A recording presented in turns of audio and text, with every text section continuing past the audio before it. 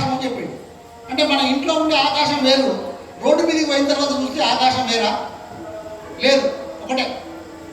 మన ఇంట్లో చిన్న కనబడుతుంది ఆకాశం, అంటే మనకి ఎంత ఖాళీ స్థలం ఉంటే అంతే కనబడుతుంది, బయటకు పోతే విశాలంగా. మరి ఈ ఆకాశం వేరు ఆ ఆకాశం వేరా? కాదు, ఒకటే. మనకు అలా కనబడింది, అదో అట్లే మనం కూడా నువ్వు వేరుగా నువ్వు భావించుకుంటున్నావు, నువ్వు వేరు అనుకుంటున్నావు, నేను వేరు, నేను మనిషిని అనుకుంటున్నాం మనం. అందుకొరకే మనందరినీ ఏమన్నాడు శంకర భగవత్పాదులు? పశువులు అంటారు. మనందరం పశువులు. ఎందుకు పశువులు అంటే ఏదో ఆవో దుడ్డనో గేదెనో కాదు, పాశముల చేత బంధింపబడిన వాడు పశువు. పాశములు అంటే